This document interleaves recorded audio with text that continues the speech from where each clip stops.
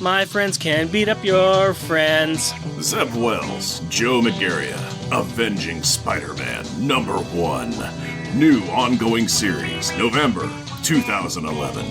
Marvel! Trademark 2011, Marvel Characters Incorporated, all rights reserved.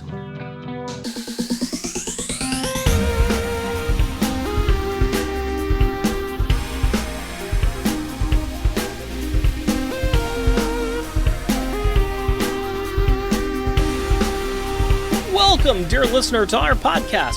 Jeff and Rick present Unpacking the Power of Power Pack, where we journey through each issue of comics that include a member of the most underrated Marvel series from the 80s while drinking beer, analyzing awesome and amazing adjacent adolescent adventures, and absorbing alcohol. I am Jeff. And I, according to my driver's license, am still Rick. There's a random banter in the sky. He'd like to come and meet us, but he thinks he'd blow our minds. There's a random banter in the sky. He's told us not to blow it, 'cause he knows it's all worthwhile. He told me, random banter time, buddy. Talk to me, tell me tall tales and tantalizing tidbits of trivia today. I know this. I know this is from somewhere. It's David Bowie. Correct. Boy, I know it's David Bowie. I can hear David Bowie singing it. I just can't think of the name of it now. There's a starman Right. waiting in the sky. Yeah, because we have got X-13, Sue, and Spidey meeting a Starman. What the heck? Correct. You got it. That's about all I really know about this comic book, besides the fact that there are superheroes in this here comic book. But we will get to that in a bit. Right now, I would like to talk to you about another comic book, if I may, sir. Please do. What is it? What is it? I am holding in my hands a new hardback book from a friend of the show, Jeremy Whiteley, his new book, The Dog Knight, that just came out. I just got it in from our good friends at Amazon. Yes, I pre-ordered this and it just came in. And it's very nice. It is a smaller book, a little graphic novel, hardback. I'm only a little way through it because I got it yesterday and I started reading it last night. It is very adorable. It is just everything you want it to be. It's Jeremy Whiteley hitting on all cylinders. The art is done by Brie Indigo and the colors by Melissa Caprigliano. And I apologize for the names, but this is a great all-ages book. It deals with a young person who starts talking to dogs. And that's all I'm going to tell you.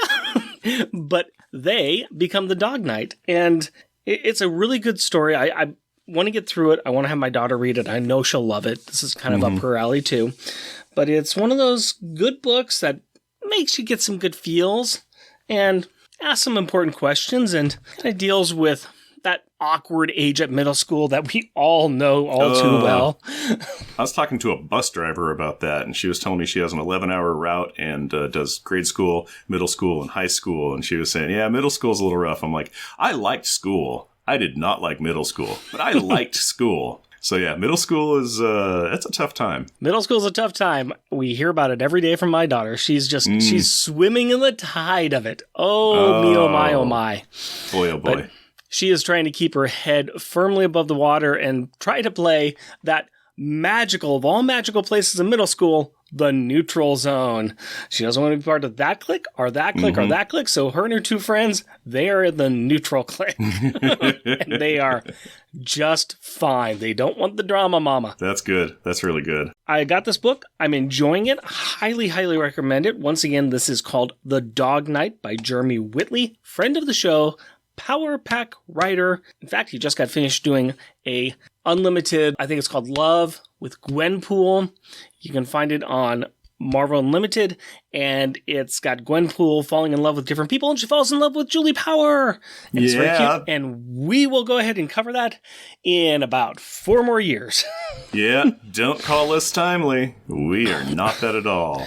Hey, we will get there. We got a lot of content to get through before here and there, so that is what I got going on. What do you got going on? Well, earlier was going to be a very timely segue when you were talking about your daughter in middle school and her keeping her head afloat and trying to keep her head above above water and swimming and blah, blah, blah. Because I was going to segue that into my daughter taking swimming lessons, which is really cool. And I've had to miss a couple of those because of other things going on. But yesterday, I was super excited. I'm like, I'm home. I'm going to go to the swimming lesson. This is going to be awesome. I get to watch her learn to swim. This is going to be super cool. Super excited about it. Pre-packed, got the bag all packed up for everything to go. She's pre-dressed. I got a bag of after swim lesson stuff, towels and clothes, all that good stuff. And then, all right, stuff's going on. We get in the car. We go, get over there. And I'm like, hey, Hillary, where's the bag? And she goes, I don't have it. I'm like, all right, take her into swimming. I'll see you as soon as I can. So then I had to turn around and drive back home in the bad traffic. And I'm like, so by the time I got home, walked in, said, yep, that's where I left the bag, grabbed it, come back out, get to the swimming lesson. I'm like, oh, sweet, I'm going to see just the last couple of minutes of swim lesson. Cool. There's more than one swim lesson, right? Well, I know, but I've been missing them because I said prior things going on. But it was just like I was excited because I was going to be able to see her do this one. So does Hillary own a cell phone where she can videotape it? Yeah, but I'm not going to watch the video. Come on, let's just face facts on that. Dude, you spend all day long watching YouTube. No, I don't. That'd be great. Here's just a parent pro tip. If you are smart and pre-pack a bag and place it in a spot to make sure that it goes out the door with you, make sure you check that spot and grab that bag, because otherwise it's just going to waste your time driving all over the place. So, been having a handful of those. That's not just a parenting pro tip, my friend. That is just a life tip. That's an adulting thing. Yeah, be an adult. Yeah. Don't be like me. Be an adult. Bring the stuff you're supposed to bring with you when you're going places. If you notice stuff around my house, there is a place for everything and everything in its place. And because I know I will forget something, and so I put things in places so I don't. Went on a road trip recently with my friend, and when I go to hotels, I take stuff out of my pocket, put it in one spot. Like I don't scatter things about, because I know that when I'm ready to go, you'll miss them. Go. First place we were at, got everything in. Going down the road, the hotel calls my friend, and he has a conversation with him. He hangs up and goes, I left my shirt there. And I'm just looking at him like, how'd you leave a shirt?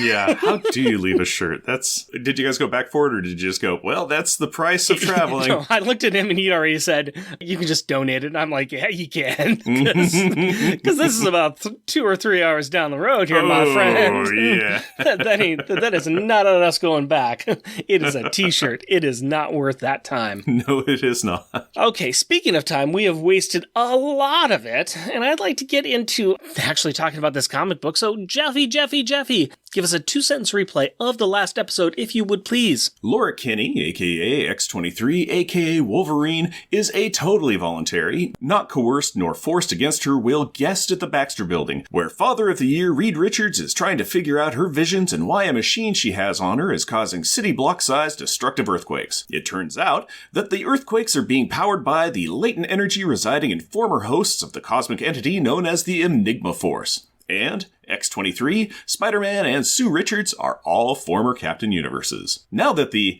after this discovery, Val fidgeted some widgets and sent the 3 of them to an unidentified, dangerous to them location. 2-sentence replay is over. Why don't you give me a beer and tell us what our Power Pack pick is? My pleasure, my friend.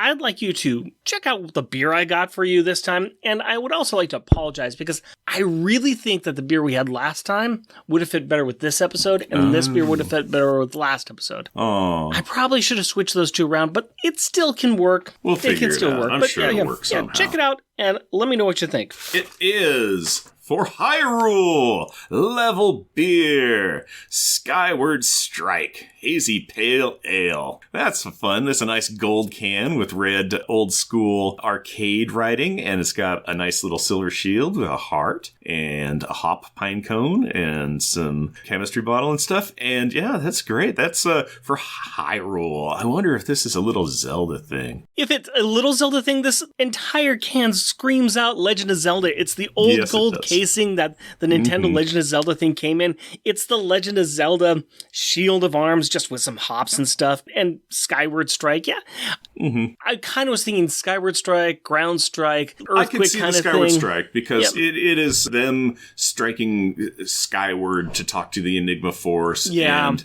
fighting an evil Ganon-esque demon king, and there's things that tie in. Also, really used a shield in this comic. They really, really needed a shield. They could have needed a shield too. Yes. So yes, I still managed to tie it together, which is all we care about here. But this Skyward Strike by Level Brewing, 5.9% ABV, light, juicy, seasonable, notes of tropical fruit and coconut. And a big foamy head on it when you pour it. Well, yes. Yeah, it smells like a hazy IPA. Oh, and on the can, I just noticed on the back, it's got cool little master swords, not in blue, but in red. That's cute. That's neat.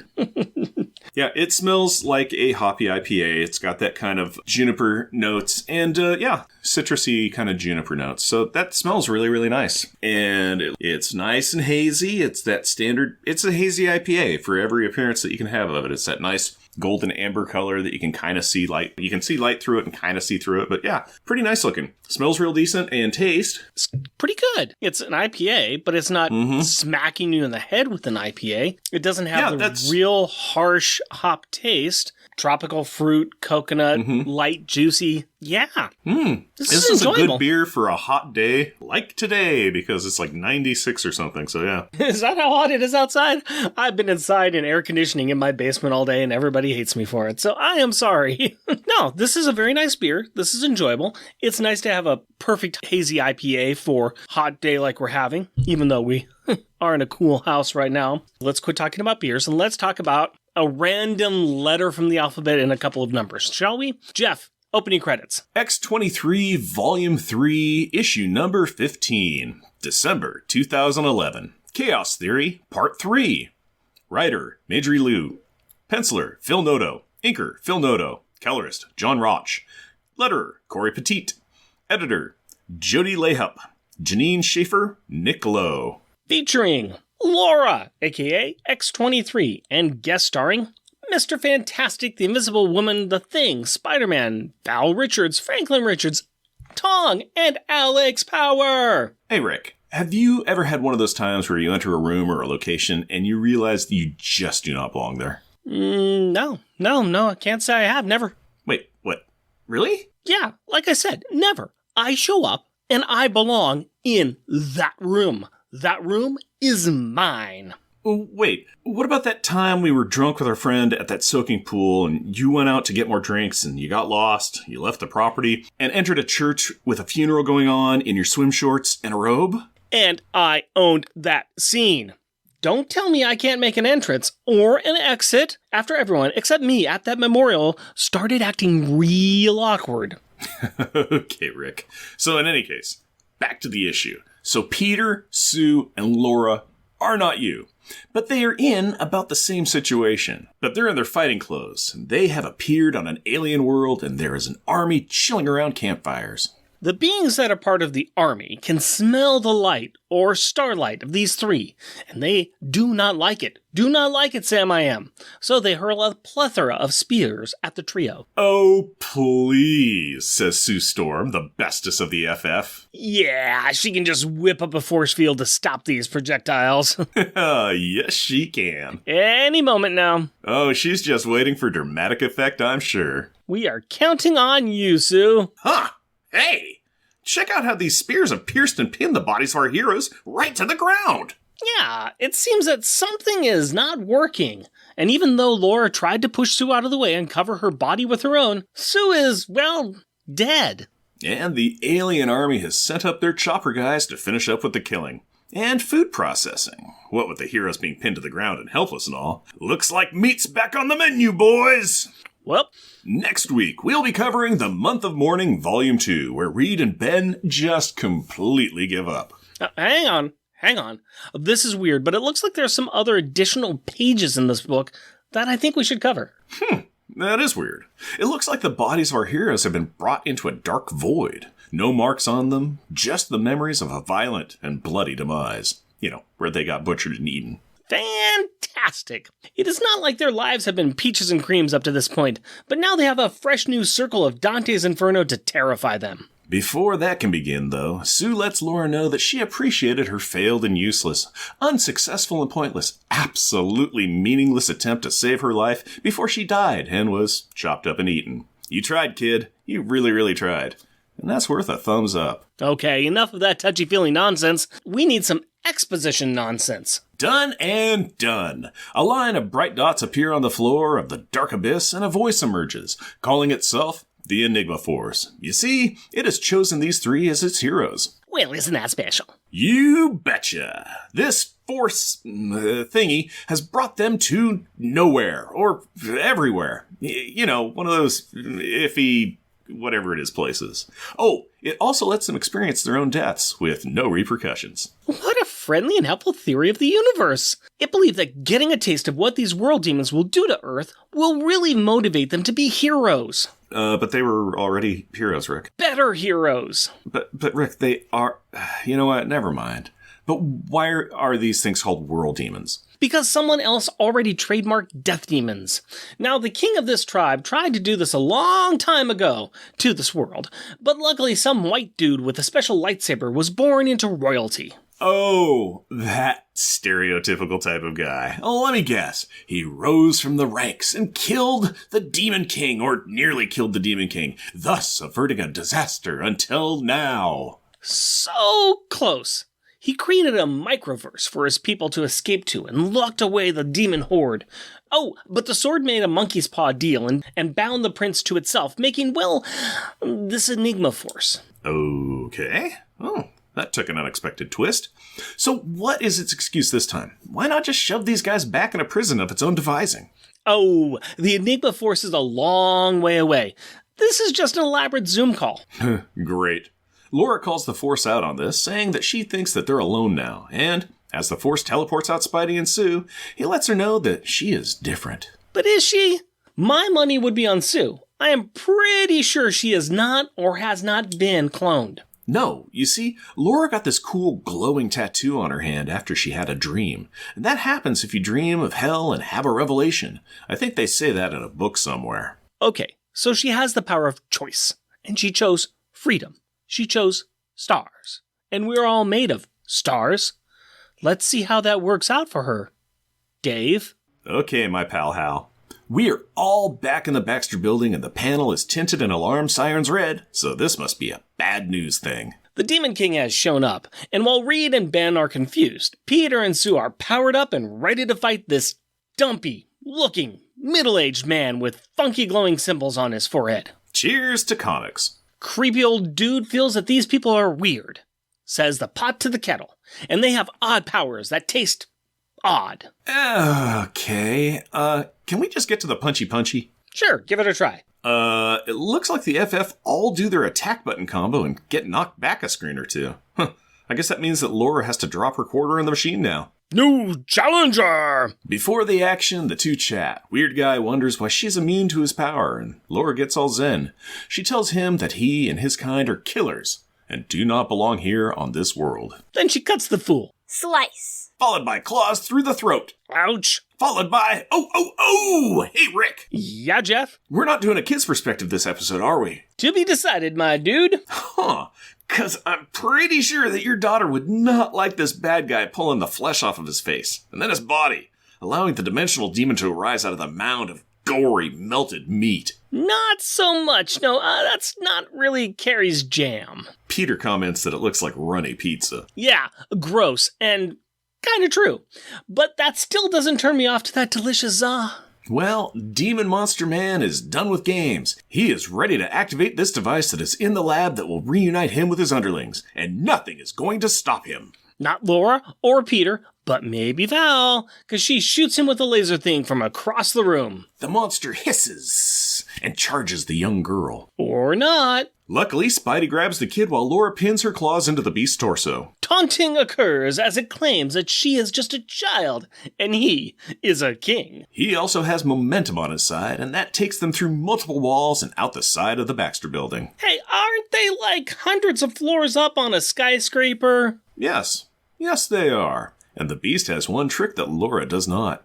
He can fade out of this reality, leaving the heroine to fall to her death. Thwip, thwip. Not such a worry when you have a Spider-Man on your team. There is a quick after-action check-in that occurs, making sure that everyone's okay. And this includes a small visit by 3 members of the Smarty Pants Brigade, including our boy, Alex Power. Hi, Alex.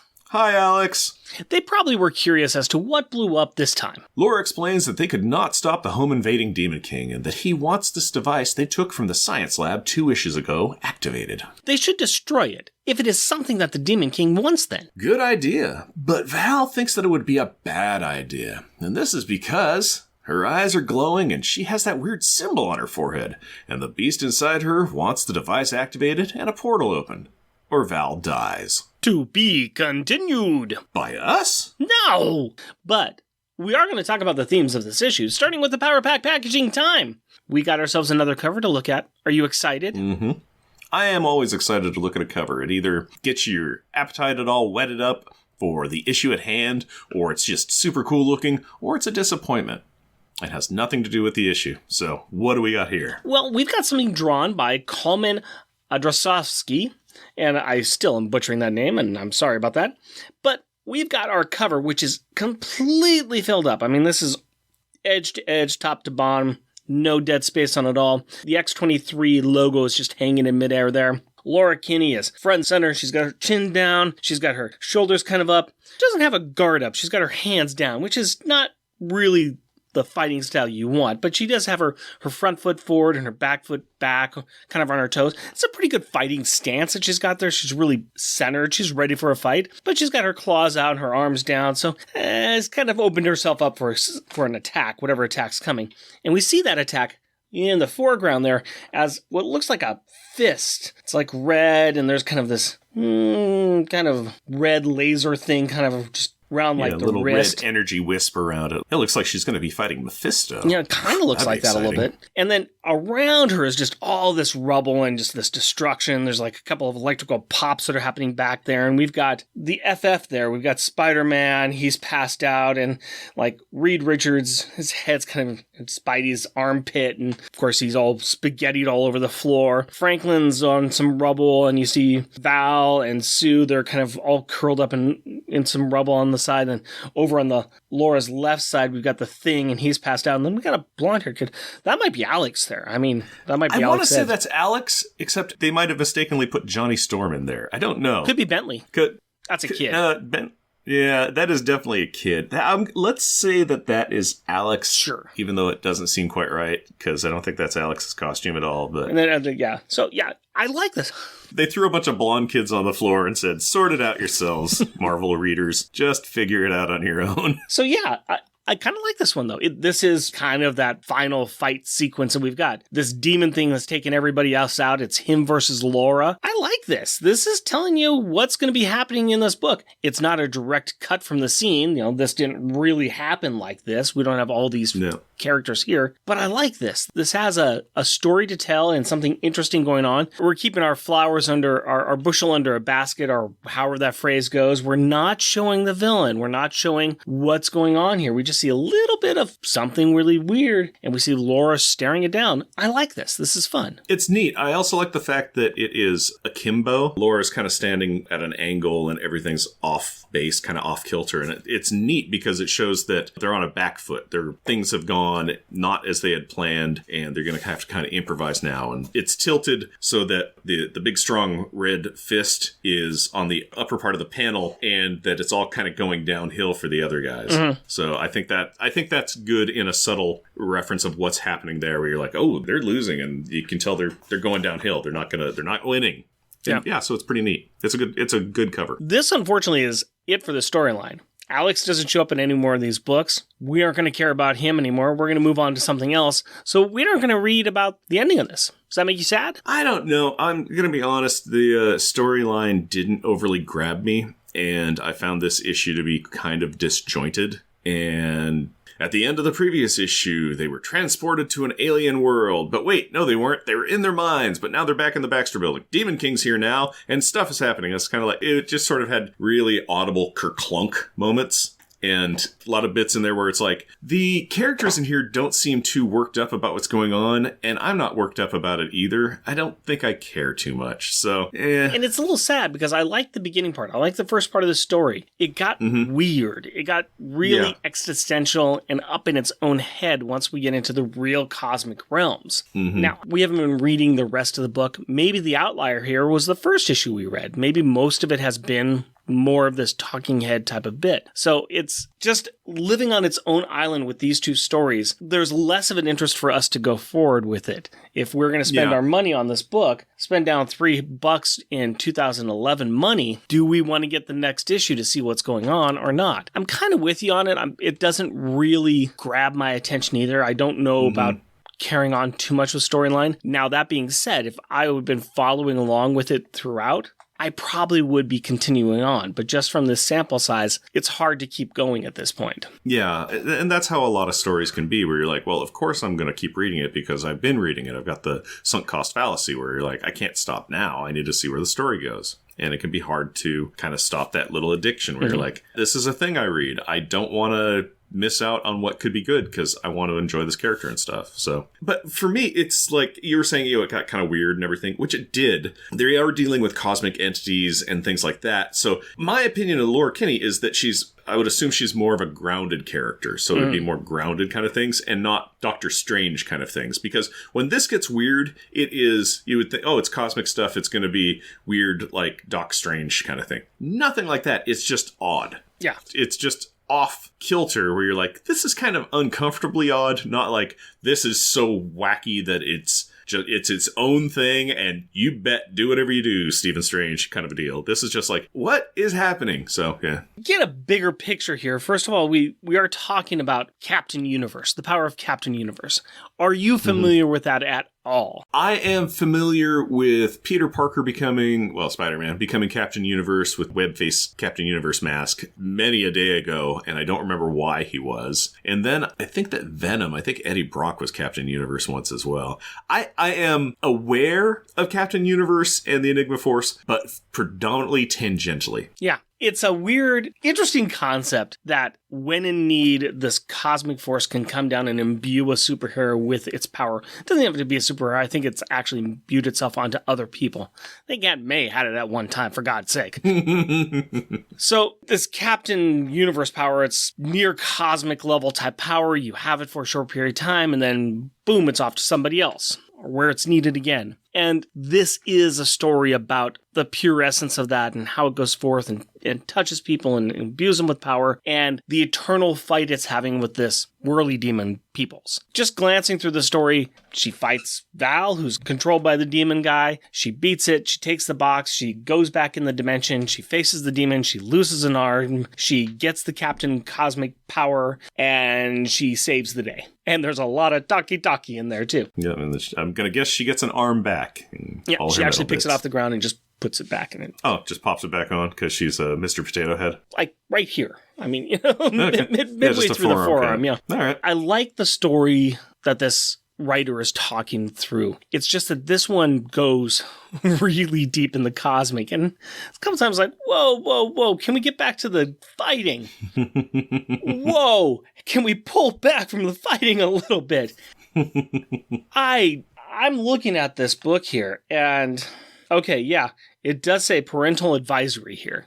It does say parental advisory, because that is some chunky meat flesh that we got going on here, and it is a little disturbing. I know they needed to do the cool Demon King reveal, and its host body got a little slash on its face and punched in the throat, stabbed in the throat, so it's like, time to just rip all the meat off me because you already know that it's not me. It's like, why? You have a host body, just keep using it. Thought the reveal was a little too sudden, where it's like, yeah, they did it for gore's sake alone, where I thought it would have been neat if like the Demon King kind of slowly got revealed, his bits got hacked off. Mm-hmm. I think that would have been more interesting just for a purveyor of that kind of thing, where it's like, oh yeah, just do more damage until it just says like, okay, you have ruined this host body. There's no point left.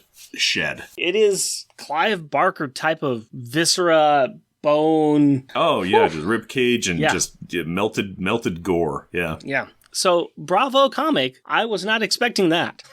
Yeah. I stopped for a second like, what's going on here? When did this comic get directed by Dario Argento? You know, I'm not sure what's exactly happening here. Tom Savini showed up with his special effects kit. Yeah, it gets a little juicy. So if you are sharing this with your kiddos, then I would say parental warning on that page. It's that one page, and then earlier on in the book when everybody's pierced through, and there's actual blood. There's actual blood. Actual blood. It still is there's a level of comic bookness about it, so it's not too bad. It's more in the discussion of, hey, they are getting chopped up and eaten. And that's, I don't know what's worse. I don't know. We got the page where we show all the gore. That's pretty horrible here. But we also have a perfect example here where, you know what? The camera's going to pan away and you're not going to see it. We're going to leave it up to your imagination. I don't know which is worse. Yeah. So we've got both kinds here. At the end of the day, this is a pretty good horror comic. Yeah, it kind of is, really. Yeah. Very high-minded, high-level one. It's not a slasher, but there's some good horror elements in here. There are good horror elements to it if you think about it and just read it. But it's not one I would go to if you're trying to scratch that horror itch. It's just kind of that was sudden. That escalated abruptly kind of a deal. I don't know what's wrong with 616 and, well, really most other universes. I don't know why demons are always coming in here trying to eat us. We aren't that tasty. We aren't that interesting. I think there are better planets out there that they probably should go after. That's just me. We're like Disneyland. I think we're the churros that they have to eat and the mint juleps they need to drink to get sustenance to go do what they want to do. I'm going to go back to something else you said there. Is the reason why demons invade our planet so that they can go to Disneyland? Oh, probably. We've got awesome fast food places and just, sure, they're cosmic entities that ride the vortices of space and time, but that ain't no Magic Mountain. There's a new Tron ride that's apparently pretty great, too. So space is limitless. It is full of nothing. It's full of black voids. But it's a small world over here. Oh, yeah.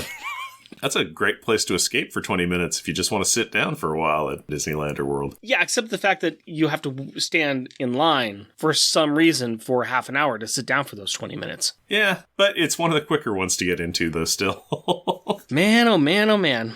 What else do you think about this book? Is there anything else you want to talk about before we get into some of our final thoughts? I don't know. I read it. I'm probably not going to follow the story up. I followed up the stories of some of the other things that we've done, but this was one where I'm like, I could leave it. Well, before you leave it, let's go ahead and talk about some of the cool art and other things we want to remember in our memories. Let's talk about the Gallery of Greatness. What piece of artwork do we need pinned to our wall? Oh, wait, the wall's gone. Laura Kinney took out the wall. Okay, well, we'll just go ahead and print out the artwork and just throw it down on the street thousands of feet below us. What do you have for a joke one, Jeff? My backup joke one is on Marvel Unlimited, page 15, and I call it, "Let me help you with that frog in your throat." And this is where Laura Kinney has stabbed the Demon King and its human guys right in the throat. And I thought it was funny to me. I was having a hard time finding funny things in these, so I went with that route. I went with violence. Violence, yeah. Throat punches. Funny to me. Throat punches are pretty violent, are pretty funny. Yeah, They're pretty funny. Throat stab, in this case. The twin blades of Laura Kinney. I don't know how you couldn't find some good joke in here. I mean, just look at this one. Look at the evil girl. I'm looking at the last panel. The little evil girl, and it's Val with the little symbol on her forehead and her eyes glowing. She's like, "Yes, master." Yeah. Yes. Yeah. That made me laugh. My thought was, wait, she's evil? Yeah. Oh, no. Oh, what? Is she going to be nicer now? I'm confused. Is she going to be better? Is this a worse evil or about the same evil? Is this a lateral shift? Yeah. Is this a side promotion? Is this sort of a, well, yeah, she's a demon king, but on the plus side. All right, what do you have for your top joke one? My top joke one is on page 6, and I call it, "Don't You Just Hate Splinters?" And this is when Spidey, Sue, and Laura have all been pinned to the ground with spears thrown by these alien monster guys. Shish kebab. There you go. They have been shish kebabbed. Shish kebabbed. They have been well kebabbed and pinned. Just a little. So there you go. Yeah.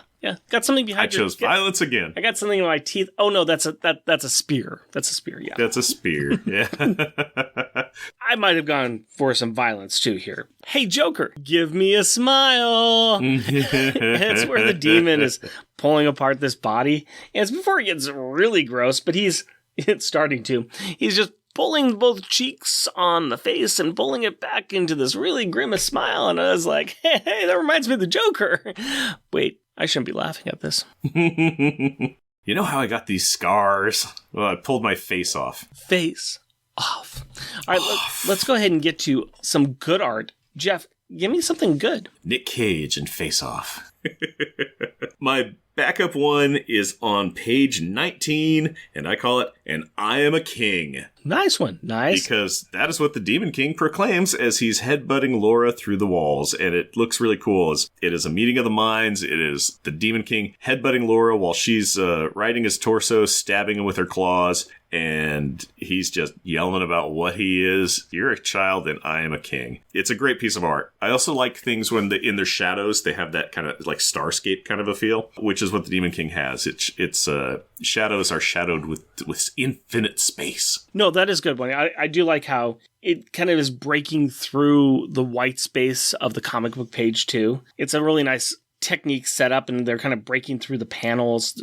It looks like she's been busted out of the panel. There's a lot to that one scene. I think that's really good. It's kind of funny too, because that is right above my backup good art, and it's where they've gone through the wall and they're falling. It's this beautiful, pristine, very architectural skyline. You've got like 4 or 5 buildings that are, about 6 buildings in there. And you see the debris around the hole they just busted through. And these two little this one combined shape just falling. It's great. I'm impressed. That's a very me pick that you chose there. Yeah, so I'm impressed because that was on my list. Yeah. It was on my list. I do like the simplicity of it. I like that part. Mm-hmm. What else do you got? Well, I have my top one. Okay, yeah. Which is on page 4, and I call it "So We Shall Fight in the Shade." Little 300 reference there for you. And this is when the alien army people have thrown their cosmic primitive spears. The entire army's throwing their spears at our 3 space adventurers.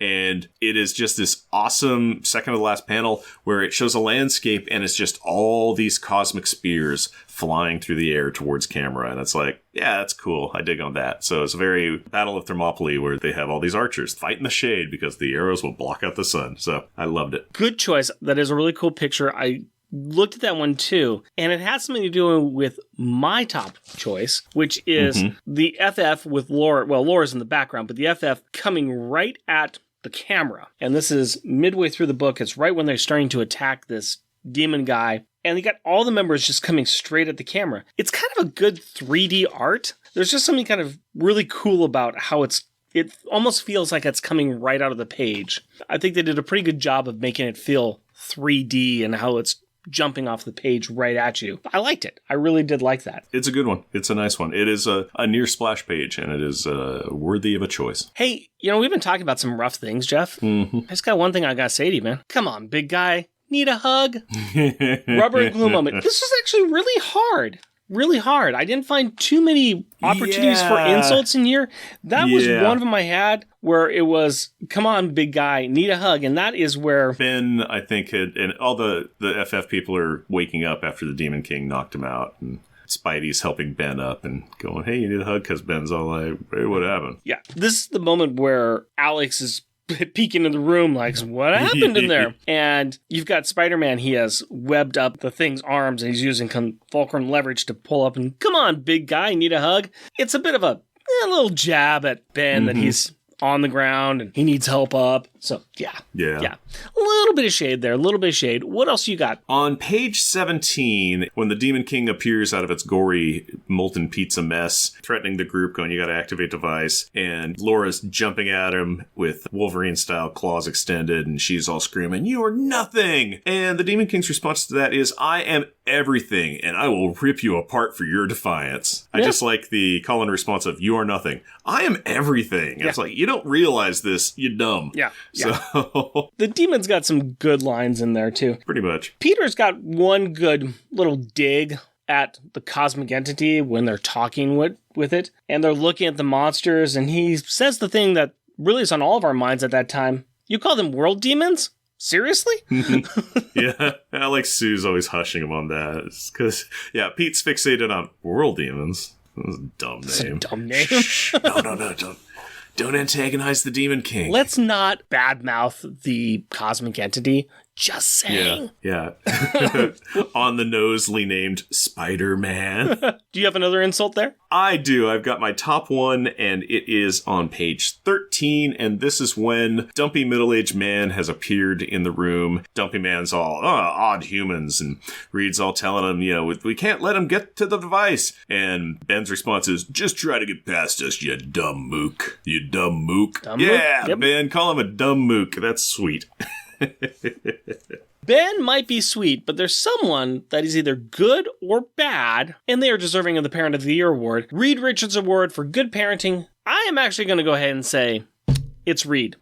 Not much interactions with the children, but if we look at the time Sue was gone, and based on Val's actions, I really think that he should have sent her to her room, and then the monster attacked.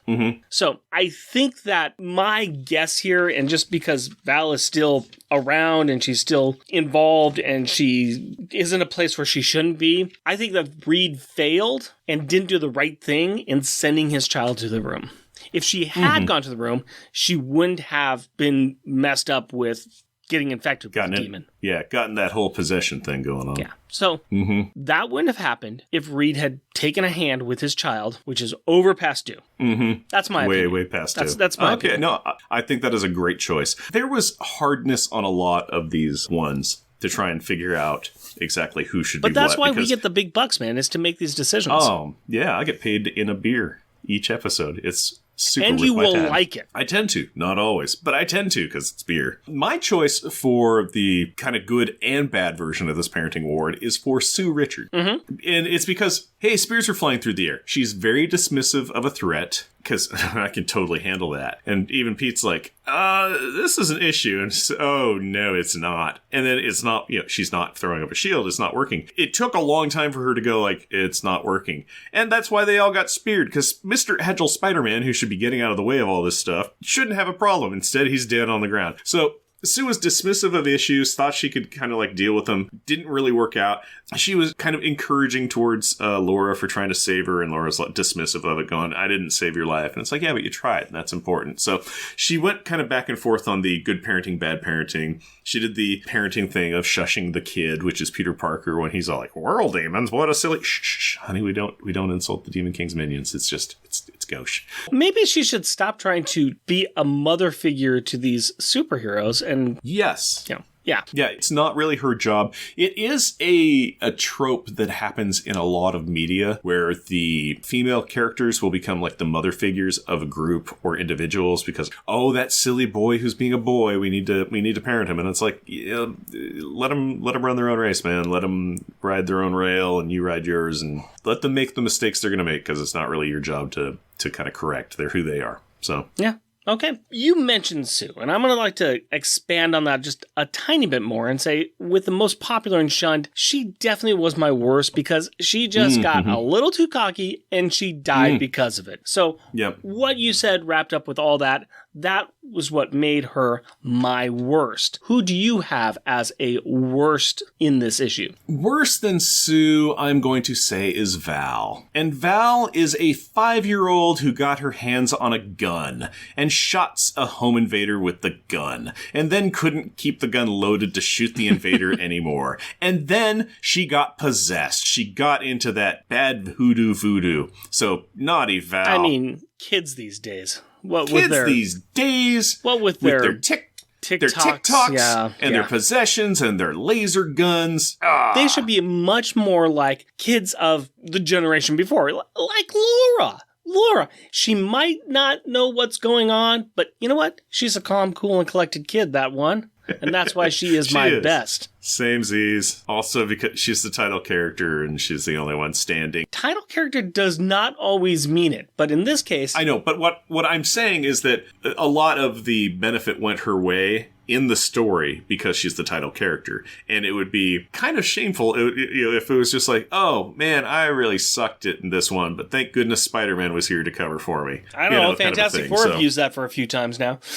Oh, gosh, yeah. Spidey pulls a lot. I've said he's pulled the heavy, light, and medium weights for the Fantastic Four, or Future Foundation, or whatever they want to call themselves right now. He's just like, really? You guys are going to just slack more? Okay, I guess I'll be yet more responsible. Well, let's see how responsible we will be in our ranking of this with our top grades. Of course, we have The Month of Mourning, Fantastic Four 588, still at the top of the list. Spot number 14, Runaways number 6, True Believers, it's the ending of the Runaways run. Down on spot number 27, we got Wolverine number 37, Fall Back and Spring Forward, which happens to be right above spot 28, which is the issue before this.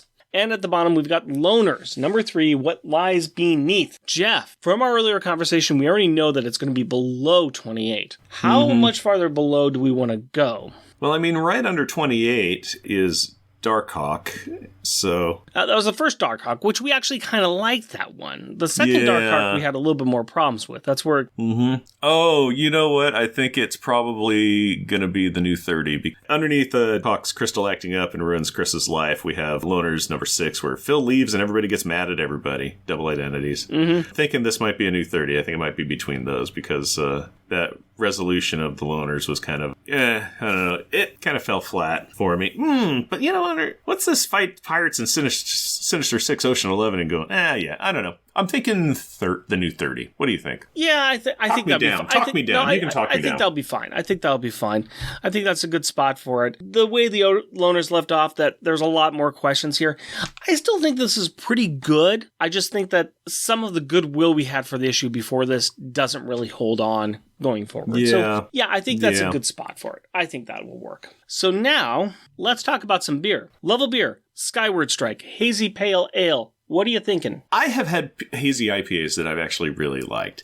This is a hazy IPA, but is definitely on the downside of it. It's the down level. I'm not super enjoying it. I'm drinking it, but every time I take a sip, I kind of look at it. I'm like, yeah, really? So it's a 3 for me. It kind of has a little aftertaste on it. I wanted it to be better. I wanted it to be some of the IPAs that we've had in the past that I've enjoyed. I actually think I'm liking this a bit more than you. It doesn't have too bad of an aftertaste. Doesn't really hit me with those hop levels. It tastes good. It still is pleasant. It's lasted through our recording session here. I'm going to be a little bit more charitable and give it a 3.5, and I think it's a higher 3.5 than yours. This is not bad. This is not bad. Yeah, and when I'm talking about it's leaving a bad, like an aftertaste, that flavor is literally just on my tongue, where it's almost like a texture flavor just kind of clinging to my tongue going, hi, I'm here, I'm this little sleeve of kind of, which I'm not liking. But yeah, like I said, you're a 3.5, I'm a 3. That's fantastic. And you know what else is fantastic? The kid's perspective.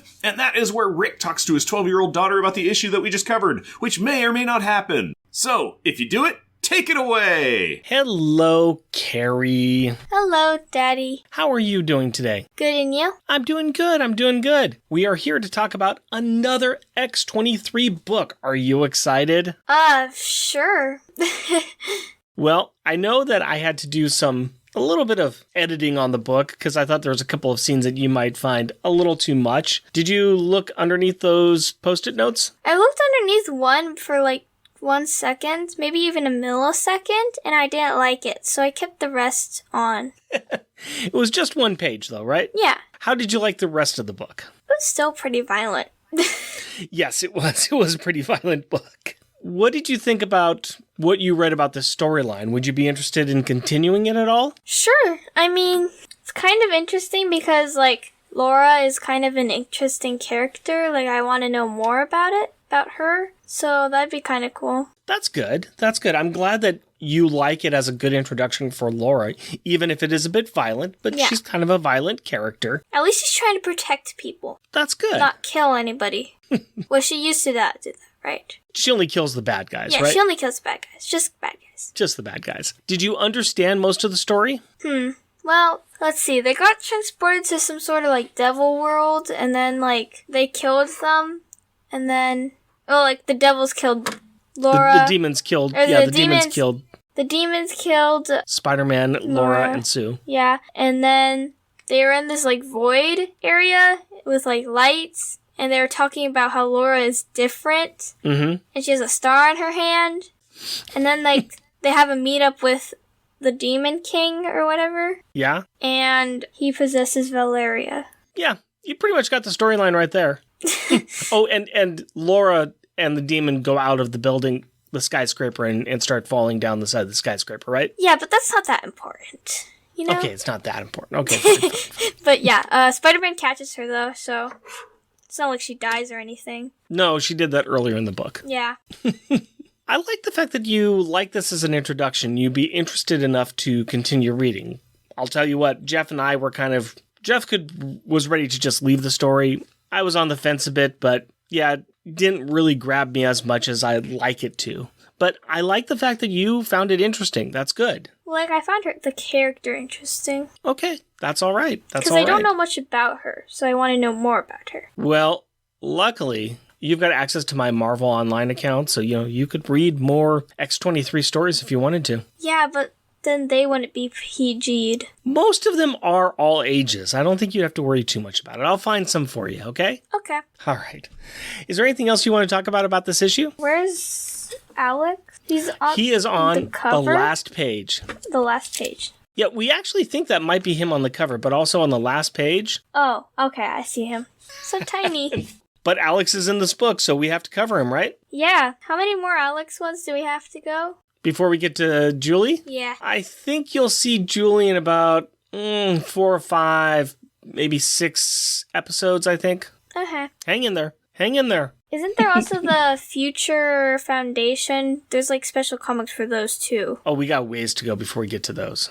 We got a long way to go. I remember reading those. And then you saying that it's going to be a while till we got to those. Oh, yeah. It's going to be a while. But that was also like a few years ago, so... We have another entire Future Foundation comic series to go through before that one. I promise you that we will try to get these done before you graduate high school. How's that sound? Okay. Well, sounds kind of hard. All right. Thank you very much for your time, Carrie. You're welcome. I love you. Love you too. Hey, I really don't know at this point if you guys talked or not. If you did, good points, Carrie. And if not, we missed you. Thank you for that, Jeff. I'd now like to take a moment to shout out and recognize some of those listeners who take some time to write in or leave us a review. And this is for episode 133, FF number 5, The Sounds of War.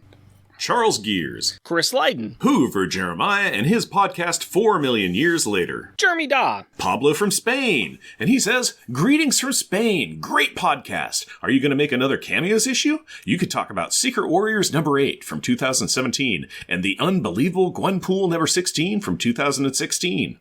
They both have cool Power Pack cameos. Here's my answer. The Secret Warriors, I don't really know too much about. I need to look into that a bit and see what kind of a guest star they are. It looks like this might not be set on 616. We'll probably cover it over in our Patreon episode. And the Unbelievable Gwenpool. Most of those Power Pack references in the Unbelievable Gwenpool series take place outside of 616. Some of the newer stuff where Gwenpool is interacting with Julie Power in the Infinity comics, those ones we will cover on this way in the future on around 2027. So stay tuned. And finally, Tim Price, the Podcrasher, in his podcast, The Outcasters. We also like to thank those people that give us some money to keep doing this show. These are the people that donate to us through our Patreon. And that includes adorably astonishing and amazing Andrew Burns. Cheerfully cheeky and charming Char Logan. Challenging cheesy and chuckling Charles Gears. Destructive and devastatingly delightful Damian Witter. Dynamically dangerous and devious Doug Jones. Intelligent, interesting, and innovative Isaac Perry. Jesting, joking, and jovial Jeff Polier. Just jealous and jeweled Jeremy Daw. Muscly, mighty, and meticulous Matthew Birdsey. Mythical and magnificent monologuing Matthew Laserwitz. Steely, salty, and steamy Sailor Bear Zodar. Sad and sickeningly silly Shag Matthews. Tyrannically terrifying and tame Tim Price. Way wordy and wobbly Waffles. Weird and wonderfully wacky Win. Next issue, we're going to cover FF Volume 1, Number 11, Intelligence. Be sure to check out the other show that I'm on hiatus for, but there are still some old episodes of, Monthly Monday Movie Muckabout on the Long Box Crusade Podcast Network. And we have some merchandise available on Redbubble. Go to redbubble.com and search for Unpacking the Power of Power Pack. Jeff and Rick Present is a bi-weekly self-produced podcast recorded in front of a live studio audience in Portland, Oregon, with a lovely little laser pointer cat toy that I've got. If you would like to interact with us through the magic of the internet, you can do so through Twitter at Jeff and Rick Present, our Facebook page, Jeff and Rick Present, our email address, jeffandrickpresent, all one word, at gmail.com, or at our website, jeffandrickpresent.wordpress.com. Also, we got a YouTube channel at Jeff and Rick Present. And if you would like to help support our show, we are on Patreon. You can find us at patreon.com, Jeff and Rick Present, all one word. We are also a proud supporter of the Hero Initiative and will be donating 10% of our Patreon donations to this great cause. We encourage everyone to give what they can to this worthwhile organization that helps the creators who provide us with such great content. Go to heroinitiative.org to find out more. Please rate and review us wherever you can. Tell your friends about us or share your love for us on social media. And as always, we want to thank the powerful people in our packs. My wife Cindy and our daughter Carrie. My fiancée Hillary and our daughter Aurora. We love you. Until next time. Costumes off. Our theme music is 80s Action by Kevin MacLeod. Also featured in this episode is Spider Jam by Keith Wolk. All music is found at incompetech.com and is licensed under Creative Commons by Attribution 4.0 license. Right now, my phone says 89. When we were in the car coming back from Costco, it said 100 and kind of settled in around 96. So, I don't know. But it was warm. Science. Thwip, thwip. I do not think this word is what you think it means. Plethora. It means many. Yeah, I know what it means. Thwip, thwip. Well, isn't that special? Well, isn't that special?